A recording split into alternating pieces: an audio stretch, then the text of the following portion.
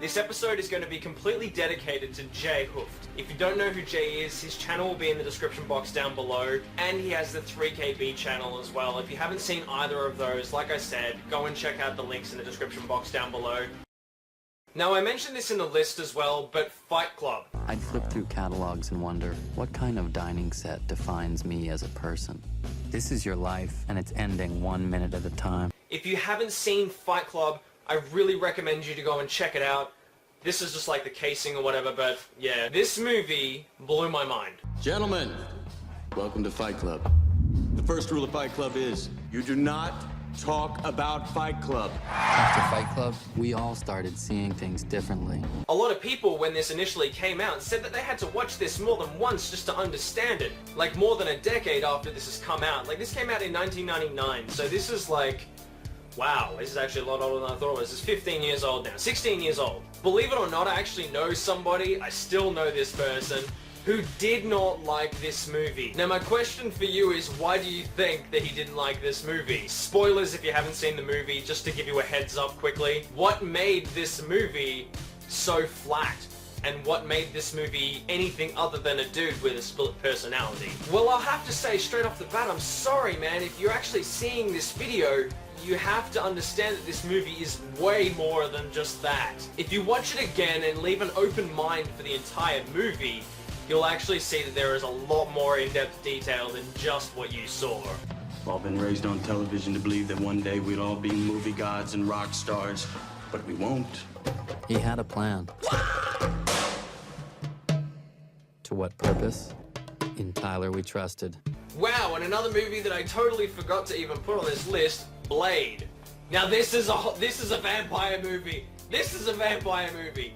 There are worse things out tonight than vampires. Like what? Like me. Don't even, please. If you haven't seen Twilight and you've heard heaps of stuff about it, I know that I've ragged on Twilight so many times in the past, and I know that it's over and done with, but we're slowly getting more and more of those shitty movies. Please, no more, no more. I couldn't handle it. People who do reviews on movies like, you know, as many as we can, we have to deal with these shitty movies. So please stop making these shit movies, for the love of God. Just, if you think that a movie is gonna be bad, then don't make it, please. You're one of them, aren't you? No, I'm something else.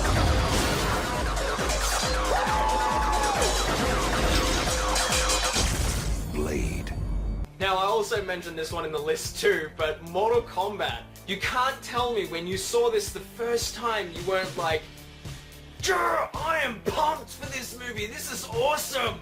You can't say that you didn't feel that way, because when I saw this the first time, I turned on the TV onto Channel 9, and it was on at 9:15, and I had to go to school the next day. It was on a Tuesday, I remember it so well.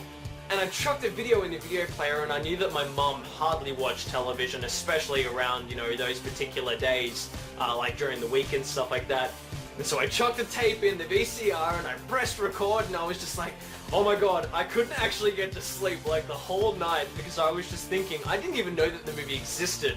I was in primary school, and I got to school the next day, and I'm like, oh, I just want to like not go to school, I want to go home and watch the movie now. I got home, I watched the movie, and it was really good. When like, you're a kid watching this movie come to life. It wasn't anywhere near as brutal as the games, but, you know, just watching a movie that, it's Mortal Kombat. Come on. It was a huge wow factor for me. I was just like, damn, that's awesome, dude. That's freaking sweet. All the scenes of like Sub-Zero and Scorpion and Reptile and all that. Oh my god, nostalgia. Ah. The 90s was like also a time where it was like an iconic moment for particular actors. You know, actors that hadn't been really seen yet properly, and so they made their mark by creating that role that everyone will always remember them for, like Jim Carrey for Ace Ventura: Pet Detective. Jim Carrey is Ace Ventura: Pet Detective. Everyone straight away found out all the little tiny mannerisms and, you know, the Jim Carrey isms in that movie. You know, we all just watched it and we were like, That's Jim Carrey, okay? Let's print that in our brain, and then we had like The Mask. Spoken! And Liar Liar and Dumb and Dumber and all these other movies that came out following that movie. It just like every single movie that came after that, you know, we understood Jim Carrey's lingo. It's difficult to watch more than one of his movies in a row because he just packs a punch so much full of energy that you're like, I can't keep up with this guy. Adam Sandler was definitely an actor in that decade that really did leave his mark for that time period. We had movies like Bulletproof, Billy Madison, Happy Gilmore, and I don't know why, but whenever I think of the movie Bulletproof, because Damon Wayans is in that movie Bulletproof, I automatically just like think of Major Payne. Screw that. It doesn't really matter what role that Damon Wayans is in, he's a funny guy. You know, there were those tiny moments here and there that showed that Adam Sandler sort of he had that window of being able to actually have the potential of playing a serious character. You're under arrest. You better be messing around. You have the right to remain silent. How can you do this You have to the right me? to You know, and I'm really happy that we had a movie like Click come out because it wasn't entirely serious. It was a movie that we were like, cool, he's got at least that little bit of extra range on him. Or Reign Over Me, that was another one, that's another fantastic movie. Like Johnny Depp, in the 90s, Johnny Depp, man, he had such range. Fear and Loathing in Las Vegas, Dead End.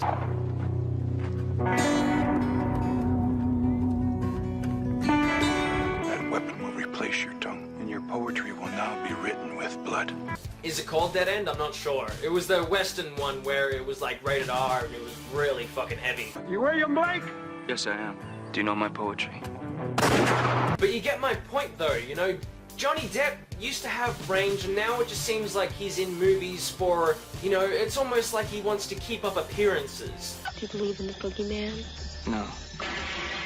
When I saw Jason Goes to Hell the Final Friday, when I saw that for the first time, I sat there and I was just like, oh my god, there's gonna be a Freddy vs. Jason movie, or they're gonna have like some sort of crossover somewhere in the future.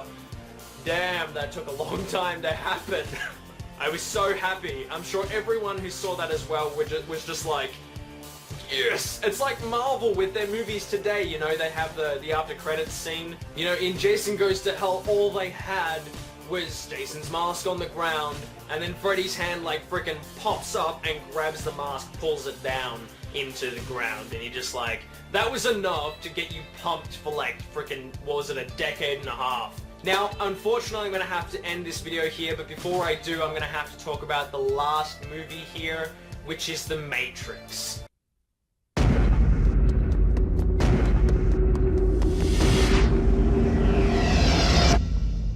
Whoa. The Matrix, in 1999, this movie came out, and it literally blew our minds. Have you ever had a dream, Neo, that you were so sure was real? What if you were unable to wake from that dream? How would you know the difference between the dream world and the real world? Like from the very beginning, the credit sequence where we have all of the data coming down on the screen and then we have the voiceover and so on and so forth, from that point until the very end of the movie, we sat there and our jaws were just on the floor in complete disbelief of what we were watching because we couldn't believe that a movie like this, I've got chills right now just thinking about it. It was like, doesn't even matter what genre of movie you like or dislike, you have to see this movie at least once.